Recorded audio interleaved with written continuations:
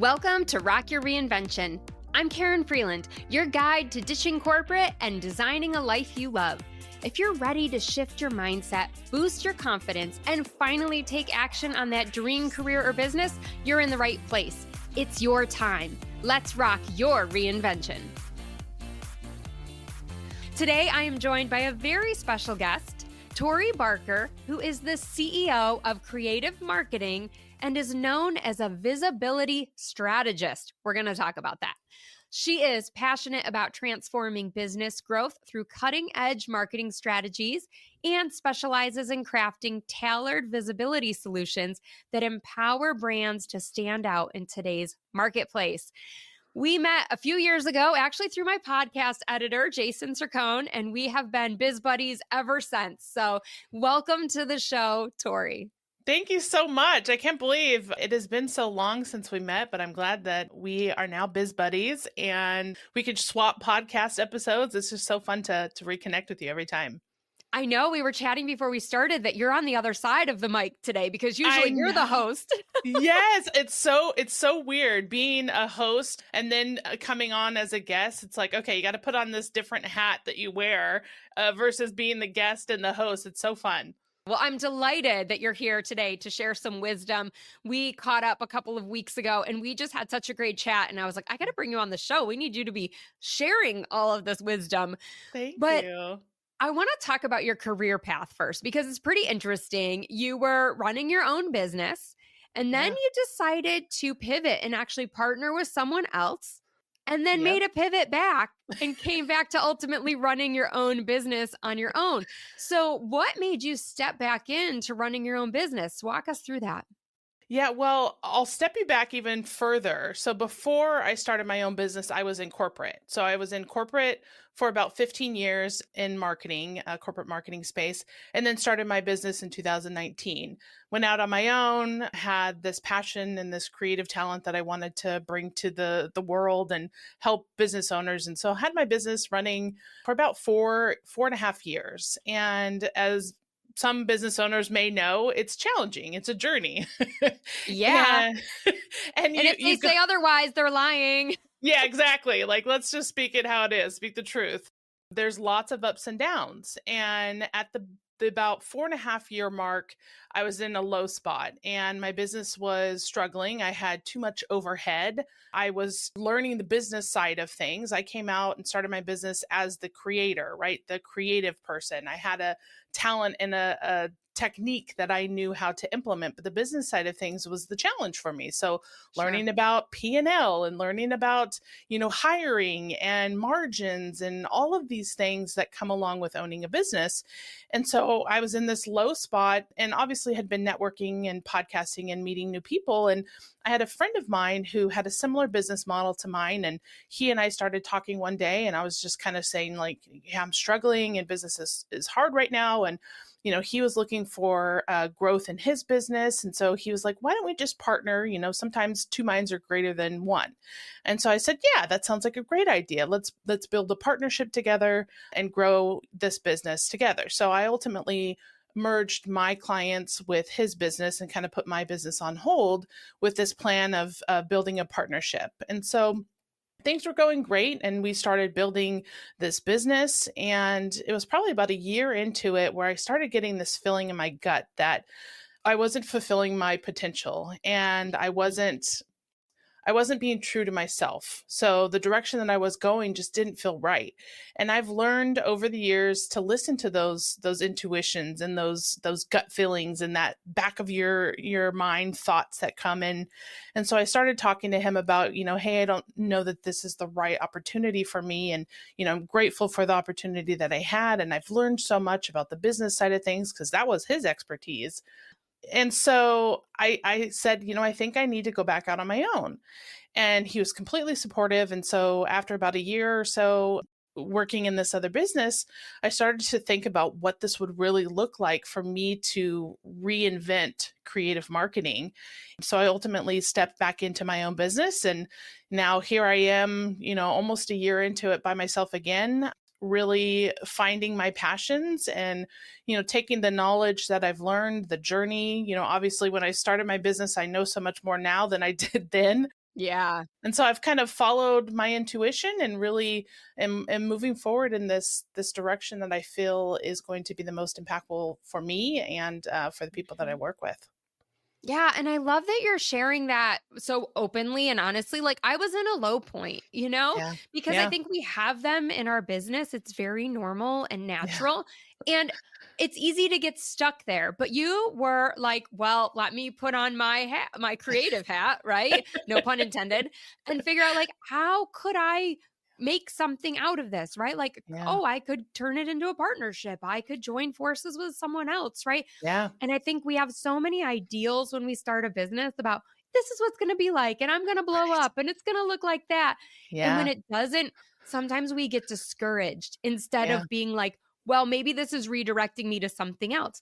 And Right. then you got to go get all this amazing business knowledge about Yeah. the other side of business you didn't know that you can Yeah. now bring back to your own business. So I feel like everything happens for a reason. Absolutely. And I think one of the biggest skills that you can have as an entrepreneur is problem solving skills because each day presents not problems, but things that you have to solve or challenges that you have to overcome or like a new opportunity that you have to look into. And so if you can really hone in on that skill, you're going to be so much more successful. It's like the grit. You talk about like having grit in your business and in your heart, really Hmm. that makes us move forward past those hard moments or hard times in your business because it's not always going to be sunshine and rainbows. No, I wish it were. Everybody would I do it if it were. exactly, exactly. And they talk a lot about, like year 5. Like I don't know what it is, but people always talk about like when you get to year 5, that's really where it's going to make or break you. I don't know if that's true, but it seems like that typically happens. It's like it's a like a breaking point or some sort of like influx or challenge that you have to overcome. Maybe it's a mindset thing. I don't know. But once Yeah. you get past certain milestones, it gets a little bit easier, or you just have more experience and knowledge to solve those issues that you're dealing with. Yeah, I love that. Problem solving is so key because I see a lot of entrepreneurs that I coach. We make decisions during our coaching sessions. And I'm like, how Yeah. long have you been sitting on this? 2 weeks, 3 weeks. I'm like, oh my Yeah. gosh, let's bang these out. And, in 5 minutes, we've made like 8 decisions. Yeah. You got to keep moving forward. Absolutely. So let's talk a little bit about your latest marketing approach because I think that it is absolutely genius. And you've been intentionally shifting from pitching yourself as marketing, and you're promoting yourself more as a visibility strategist. So, Yeah. can you share what sparked this shift and why visibility is so critical for growth? Yeah, absolutely. So when I was in the partnership and I knew, I was going to be going back out on my own, I had to look at it from a different perspective.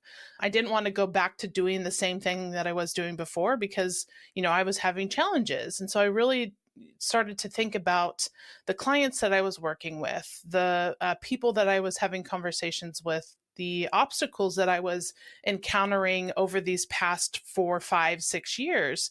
And a lot of the challenge that I faced was a negative perception towards marketing, which Mhm. totally breaks my heart because I love marketing. That's my forte and my jam, if you will. And so it was just like heartbreaking for people to have this negative perception. And it was because of past experiences that they'd had. Somebody who had false promises or who didn't do the things that they said they were going to do. And it just like drained their bank account, right? So like people will invest in marketing because they know they need it or they see the promise that somebody's giving them. And then when it doesn't match their expectations, it's like, "Oh, gosh, that doesn't work." Well, if you have the right person with the right approach, with the right intentions, it's going to work. Yeah. And so I really started thinking about like, what is it that people really want? And so what I found the common thread was visibility. And visibility comes in different avenues, right? So some businesses want visibility online, some businesses want visibility for thought leadership or in a personal brand. So there's different types of visibility, but that's the common thread of what they're really trying to achieve. And so Yeah. I sat back and I thought about that and I really looked at like these people who are visible, how are they getting there? Well, they're getting there through marketing. And so I thought to myself, if I can approach this with the outcome as the goal, so the outcome being visibility, and get people to attach themselves to that and less of a line item of a marketing tactic, SEO, ads, social media, whatever it might be, they're less likely to cut that line item because they're attached to the outcome because they really want that visibility outcome. And so that's where I shifted my approach in my new venture of the business is let's attach to what the goal and the outcome is, and the means of getting to it behind the scenes are going to be marketing, but when you're attached to that goal, it makes a big difference. And the other thing that I started with in this new reinvention is starting with the strategy first, because a lot of times people will come into it and say, that they'll come to me and say, I need SEO or I need a new website. And I'm like, okay, that's great. Let's talk about it, right? So if you start with a strategy, that may not be the starting point. That may be step 2 or 3 down the road, but you have to Right. be strategic in your approach in order to get the right outcome and to go in the right order, if you will. I love this because a lot of my clients are looking to leave corporate and start a business. And so they're looking at all the marketing things that they could do. And it's like, oh my gosh, should I run Google Mm. ads? Should I do Facebook ads? Should I do SEO? Like, Yeah. pay per click. What do I do? Yeah. And so it's like, we don't need to do all the things day one. Like, let's Yep. figure out what's going to really move the needle. So I love that you're talking about strategy because just throwing spaghetti at the wall and hoping and praying, it only gets you so far, right? Yeah. Like It only it's not sticks really for a so long. strategy. Yeah. Exactly. So I think that that's really important. And the other thing is kind of like niching, right? In a way, Mm. you've carved out this niche for yourself. You're a visibility strategist. And that's, I think, going to resonate with so many people. It's kind of that idea again, like sell them what they want, give Mm. them what they need. Right. So Yep. you're going to sell them visibility because that's what everybody wants, fresh eyeballs, get my product Yep. or service in front of more people. But we're going to give them what they need, which is the marketing tactics that help them do that. Absolutely. It's so true because you hit the nail on the head. Behind the scenes, the marketing jargon or whatever it is that we marketers talk about, like a lot of times the clients don't understand it. So it's like, if Yeah. we can give them the outcome, they don't care how we get there. Right. So, yeah. Yeah. Just make it happen. Yeah. Yeah, for sure. So, for the female entrepreneur listening, what is one practical way that she could start increasing visibility this week without overcomplicating the strategy? Well, I think the first thing that you have to do is you have to get clarity. Clarity is going to give you so much direction because if you know who you offer support to, like who's your audience and what it is that you are offering, you're going to have a much better time with reaching those people. The other thing I would say is pick one thing. So pick one thing that you can do. So whether that's like showing up on social media every week, be consistent, pick one thing and be consistent with it, especially if you're trying to reach like a business platform, right? So think about LinkedIn as your audience. If you're reaching businesses and that's your audience, you're going to want to pick like a LinkedIn strategy to start with. Maybe write some articles, build your thought leadership, post on a consistent basis. But if you can at least have clarity for what you're trying to do and who you're trying to reach, and then do that consistently, that's going to get you some traction so that you can move forward and start building upon that with other approaches for building your brand presence. That's a great point. I'm actually working with an energy startup right now. I'm doing some business coaching, and we were talking about marketing during one of our sessions, and they were like, "Oh, we think we need some social." And I'm like, "You do not need social media brand presence. You are a B2B company that is never going to move the needle. Yes, long term down the road, Yeah. sure, but right Yeah. now, I'm like." There's only a couple of you in the leadership roles. You need a Mhm. brand presence, a personal brand, because people are going to buy Yeah. from you because they know, like, and trust you personally, not because of Absolutely. your brand. So I would spend dollars in perfecting all of your LinkedIn profiles, having your thought leadership ramped up. So it's good Yeah. to hear you say that. Yeah. And especially like, LinkedIn is such a great platform for businesses because not only is it indexed on Google, so that gets you a little bit of SEO, Yes. but it also builds networks, relationships, and thought leadership. And if you can even show up authentically with like video, if you go on podcasts, if you're a guest on a podcast and you share that on your social feed, that's truly authentic to you. And you're talking about who you are and what you do. And people get to see the body language that you have and the inflection in your voice and the topics that you talk about. People are going to really connect with that. And if you're consistently Mhm. doing that, think about what an impact that makes, because then they're going to start to see you multiple times and really start to connect with you. If they have a need for what you are selling, they're definitely going to give you a call.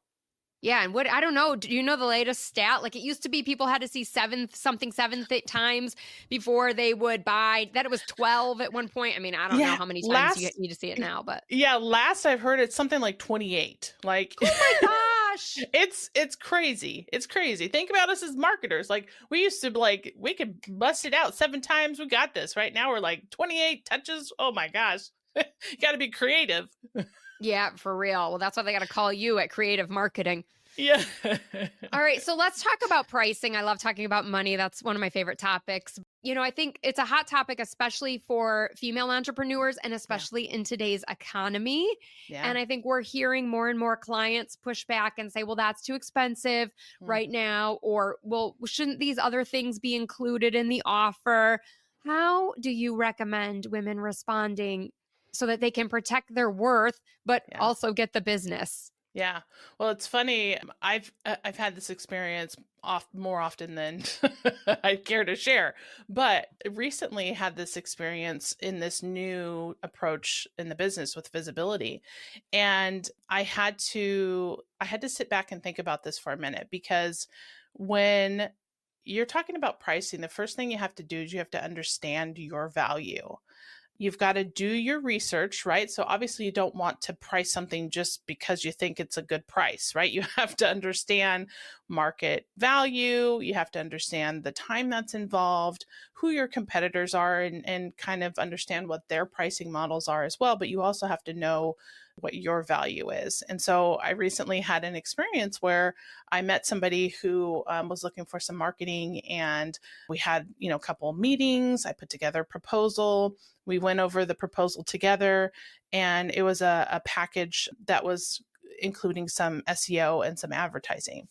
And I did this approach and this strategy, built them a roadmap, did the strategy session, built them a roadmap. And in month 3, I was going to include a full-blown business strategy. So we did kind of like the basic strategy, and then we were going to do a full strategy in month 3. Well, this person came back and said, well, why isn't the strategy in the beginning? And I said, well, we'll do an individual strategy based on the services that we're doing. But until we have some more data and we have some more traction in your business, we're not going to do that strategy session until we get a little bit more of that information. Well, she came back and said, well, I'd like to do it at the beginning. And I said, okay, that's fine. We can add it in. And so I gave her a price, and she came back and said, I think that this should be included in what I'm paying.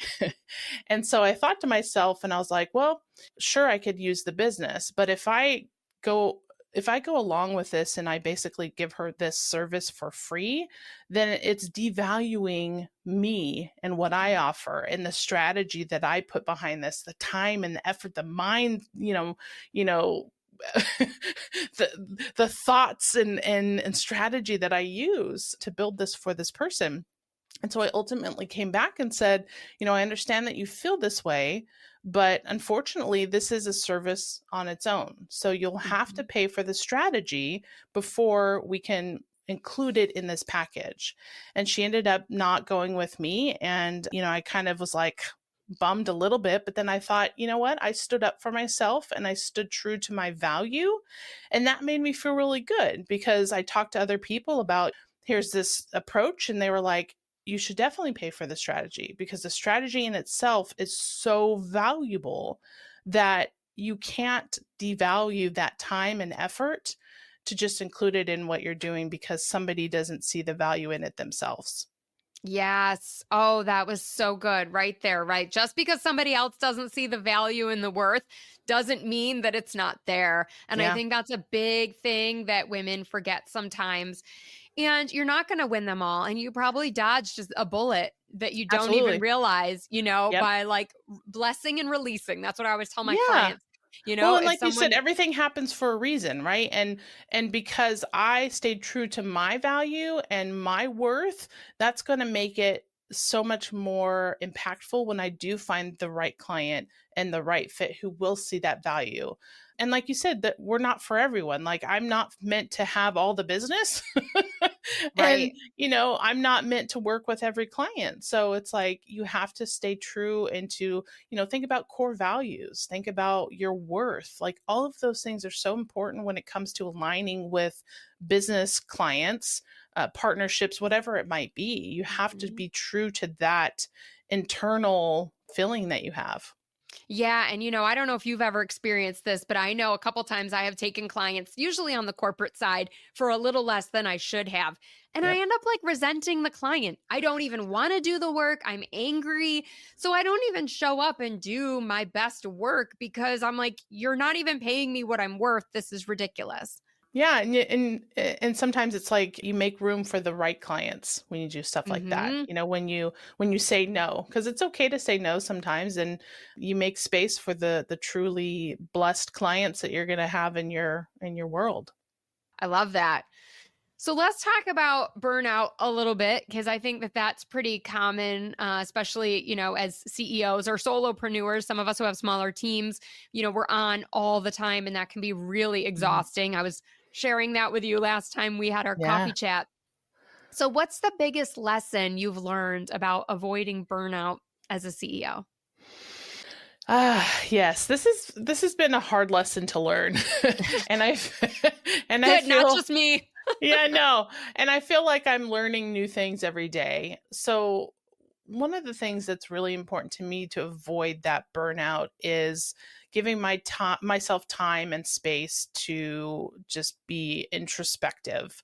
And I Mm. like to start my day quietly, either through meditation or reading some sort of intentional or a quote or something, because I found coming from corporate marketing, 15 years in corporate, I had this routine, and I didn't realize it until this year that I was following this corporate routine that I had. Everyone who's in corporate, well, everyone I should say, but at least for me, when I worked in the corporate office, you'd get to work, you put your purse down, you turn on your computer, you go into the break room, you get your coffee, you sit down, you check your email, and it's like you start your day right there in problems or, issues. Like Right. you're reading through these emails that are like, this isn't working, or we need more of this, or we've got a new project and it's like, download, download, download, all these things that are going to be happening. And so I found myself in that same routine. Like I would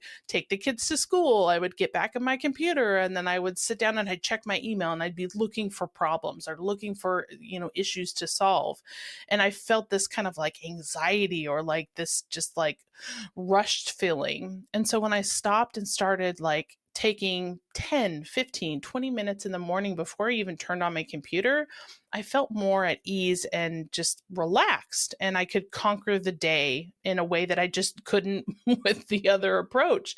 And so, quiet mindfulness is really what helps me with the burnout. And then the other thing would be pausing. Like in the middle of the day, it's okay to pause, because sometimes you'll be in the middle of a project and you'll lose track of time and 2 hours have gone by or whatever it is.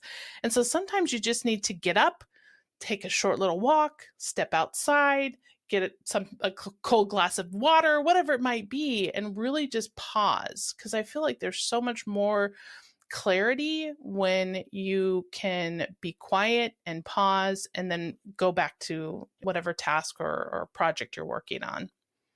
Yeah, I feel like I solve some of my biggest business challenges when I'm like out walking the dogs or just sitting in the backyard. I'll break for a little bit, take them outside so Yeah. they can play some fetch or something. Yeah. And I'll be like, oh, that's what I should do. Or Yeah. that's how I'll fix that, And it just comes to you when you're not bombarded with all the clutter. Yeah. And then I think the other thing too is surrounding yourself with supportive people. So having a network or a group of other women entrepreneurs who, when you're having a hard day, you can send them a text or hop on a call and be like, okay, I'm struggling today. I'm on the struggle bus. Like, what do I need to do? What am I not seeing? And so really just having a support group around you on top of that pause and quiet and mindfulness really helps to mitigate that burnout that we are all experiencing when we're in that grind.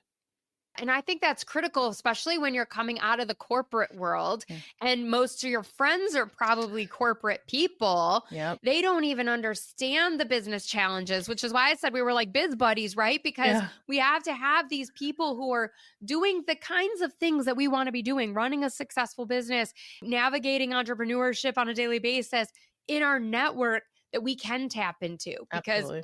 5 years ago, when I first stepped into entrepreneurship, I didn't have any entrepreneur friends. I was like, I don't even know who to call. I don't even know if this is a problem. Yeah. Probably is, but I don't know, And now it's like, okay, what do I do? Yeah. And I've got like this whole support network of people that you can reach out to. And I think that's so important. Absolutely. So for the woman listening that knows she wants to leave corporate like us, but is feeling a little scared to make the change, what's one piece of advice that you would give her? I think I would give her the advice I gave myself.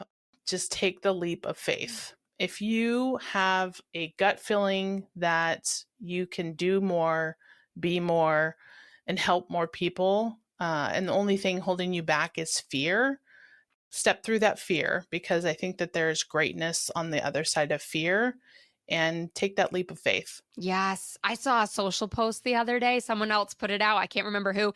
And it was like, imagine waiting an entire year for a 3% raise when you could be investing in yourself and starting your own business. And I was like, oh, that is so good. I was like, yep, never That is again. so true. Never again. No. The annual cost of living raise. Oh, right. geez. Yeah, thanks for that. And now we get to be in control of that, right? And I'm pretty transparent about this. I've not replaced my corporate income, but that's been intentional because I don't want to work that many hours that I would need to work in order to replace that income. And I'm okay with that.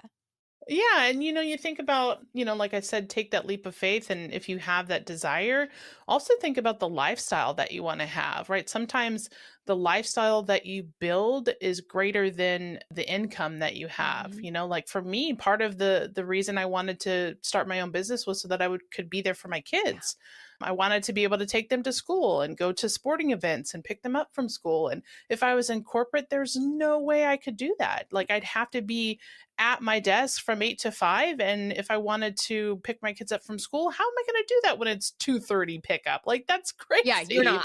And so it just doesn't happen. Then you have this other guilt that you feel as a mom because you're not able to be there for your kids. Well, if you build a lifestyle and a business around the lifestyle that you want based on desire and passion and all those things, think about how much more fulfilled you're going to be in the life that you're building. That's my favorite F word, fulfilled. We all need it. We all need to feel fulfilled. So like you said, step through the fear and you'll get to fulfillment. Yep. Yeah. So good. Okay. If people are like, hey, I'm starting a business or I have a business, I need some more marketing support, where can they learn more about working with you? Well, you can always visit my website, which is creativemarketingconsulting.com. I'm on LinkedIn. You can find me under Tori Barker. And I also have a visibility quiz if anyone is interested in figuring out like where they need to start for their visibility. You can go to my website. There's a link at the top for visibility quiz. And you can take that questionnaire and it'll give you a little insight into where you should start with your visibility journey. Oh, I love a good quiz. It always takes me back to like reading 17 magazine when I was younger and like circle A if you this or B. Yeah. So I love a good quiz. Nice. Well, we will make sure that we have all of those links in the show notes. Go check out Tori. Thank you so much for being here today. You were fabulous. Oh, thank you so much. It's a pleasure to be here. Always. Thanks for tuning in. I hope you're inspired to take action by committing to one of the tips or strategies we talked about in today's episode. If you want more accountability and support, I've got your back.